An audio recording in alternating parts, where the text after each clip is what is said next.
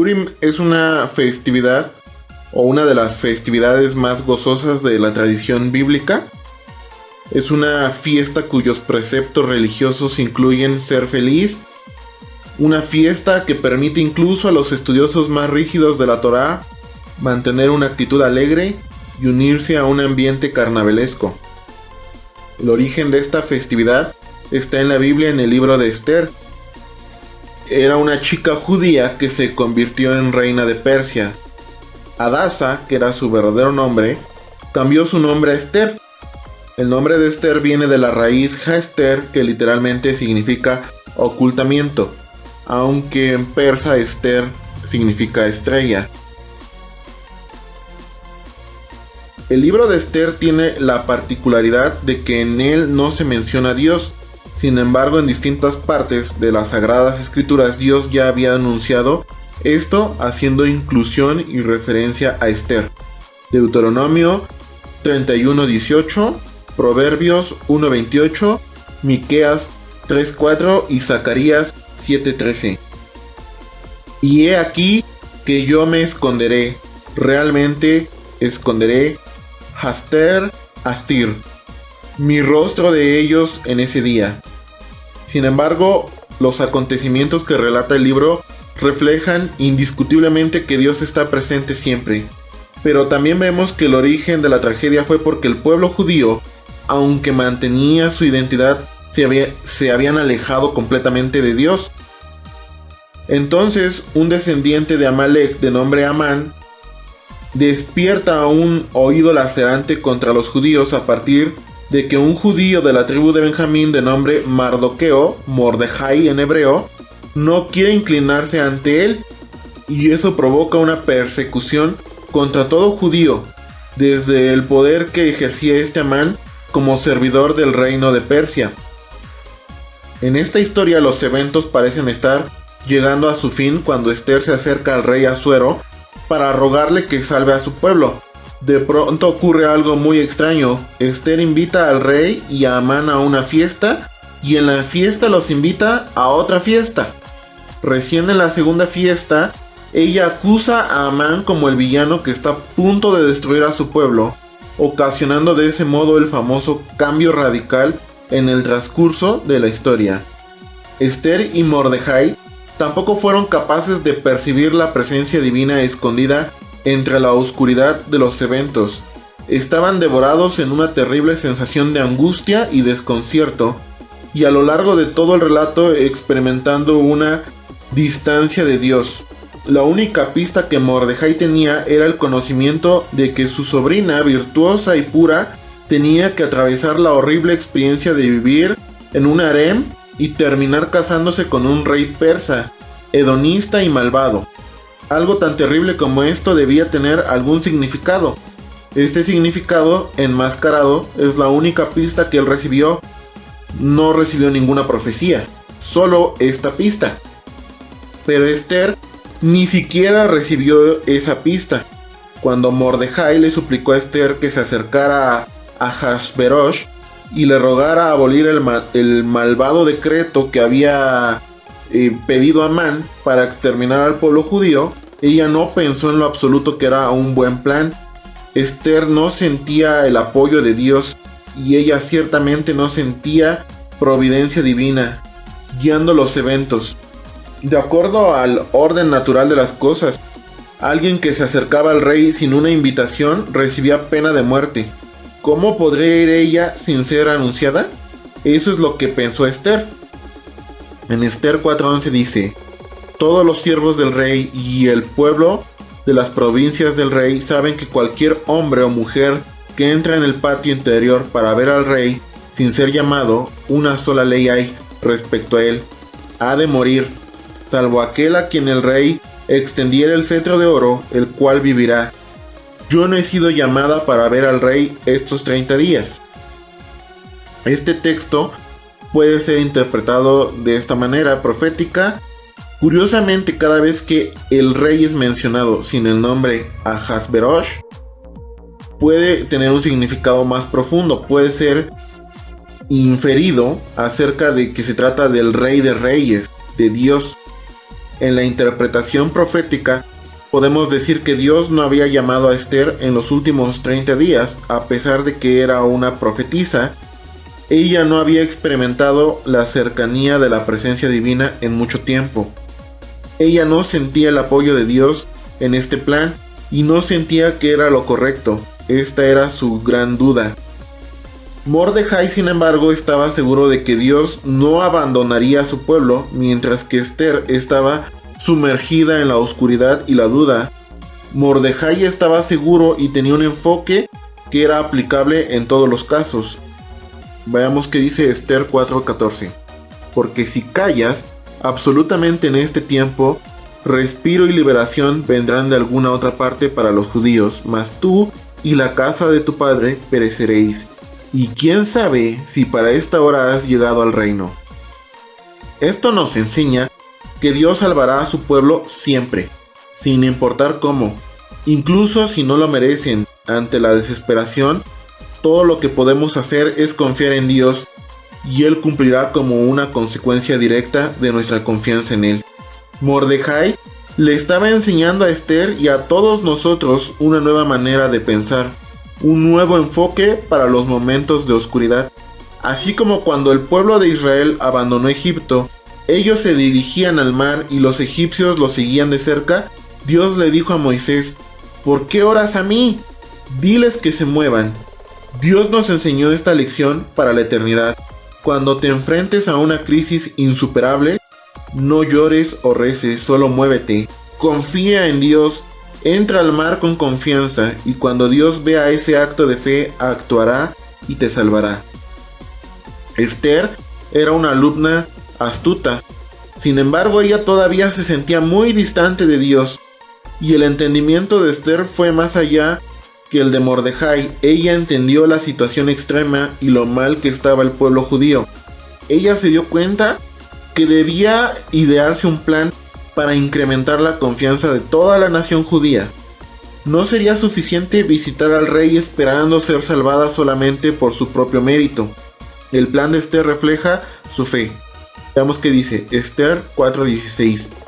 Ve y reúne a todos los judíos que se hallan en Susa y ayunad por mí, y no comáis ni bebáis en 3 días, noche y día. Yo también con mis doncellas ayunaré igualmente, y entonces entraré a ver al rey, aunque no sea conforme a la ley, y si perezco, que perezca. Entonces Mardoqueo fue e hizo conforme a todo lo que le mandó Esther. El pueblo judío ayunó y rezó durante 3 días, pero Esther sabía en el fondo que ellos posiblemente no habían alcanzado la completa confianza en Dios que era necesaria. La fe de Esther y la historia de Esther son algo que ninguna luz se encendió. Los héroes y la nación completa tuvieron que andar a ciegas, tropezando en la interminable oscuridad. Tuvieron que entrenarse a sí mismos lentamente para relacionarse con Dios de una forma diferente. Desarrollar una confianza en Dios a pesar de los terribles decretos de la ausencia de méritos y de un aparente abandono de la presencia divina. Requirió un entrenamiento de tal magnitud que permanecerá por siempre en la conciencia del pueblo de Dios, aun cuando amanezca y la historia alcance su brillante destino final, la era mesiánica y la eternidad. En el complejo espiritual y profético, Esther es un paralelismo que refleja la obra redentora del Mesías, pues al final los judíos tuvieron luz y felicidad y alegría y honor, y esto también para todo aquel que viene al camino de la fe. Esther 8, 16, 17. Y los judíos tuvieron luz y alegría y gozo y honra, y en cada provincia y en cada ciudad donde llegó el mandamiento del rey, los judíos tuvieron alegría y gozo, banquete y día de placer, y muchos de entre los pueblos de la tierra se hacían judíos, porque el temor de los judíos había caído sobre ellos. La lección que Esther nos enseñó resuena eternamente. Todas las escrituras sagradas dejarán de ser recitadas durante la era mesiánica, excepto el libro de Esther y los 5 libros de la Torá, que nunca cesarán. ¿Cuál es la lección de este libro? Que nunca perderá su relevancia aun cuando todos los otros problemas de la nación judía se desvanecerán? La fe, la emuná, la fidelidad a Dios. Hebreos 11:6. Pero sin fe es imposible agradar a Dios, porque es necesario que el que se acerca a Dios crea que le hay y que es galardonador de los que le buscan. Saber que si haces las cosas como Dios lo manda, a pesar de lo difícil que sea la situación, y que no se vea ni se sienta la presencia divina en tu vida, sabes que Dios está ahí y Él te va a salvar, porque haces lo que está escrito en su palabra. Eso es fe. Génesis 17:1. Era Abraham de edad de 99 años cuando le apareció Adonai y le dijo: Yo soy el Dios Todopoderoso, anda delante de mí y sé perfecto. Hebreos 11:27.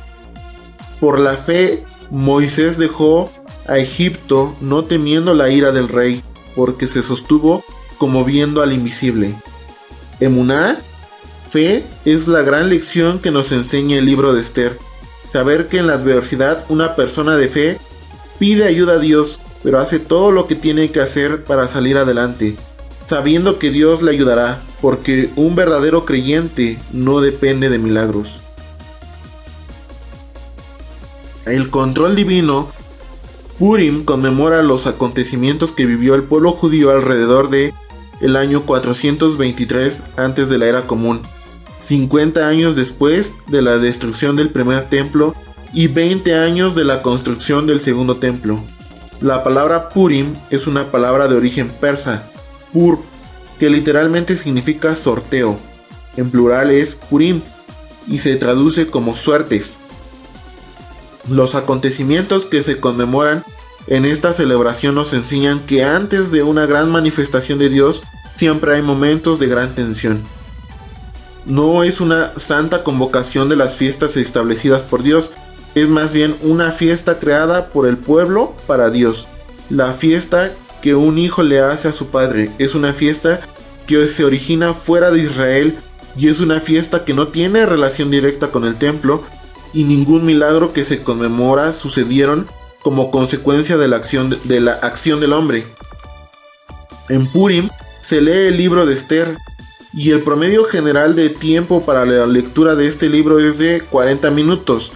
40 es el número de la transformación, 40 años en el desierto del pueblo de Dios, 40 días del diluvio, 40 días el ayuno de Yeshua. El villano de la historia es un descendiente de Amalek, Amán.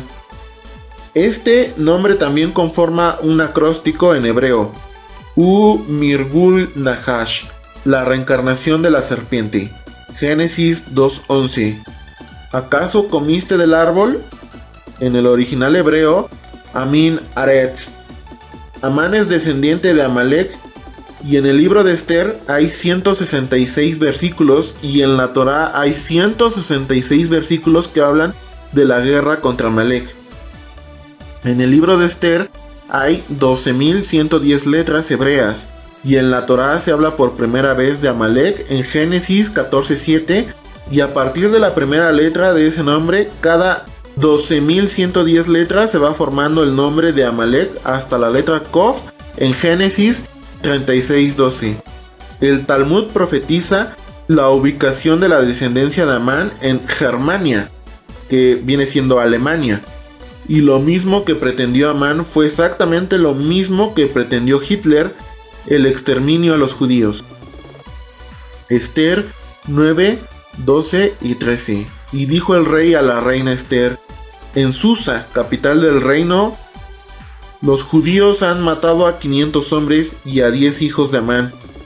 ¿Qué habrán hecho en las otras provincias del rey? ¿Cuál pues es tu petición? Y te será concedida.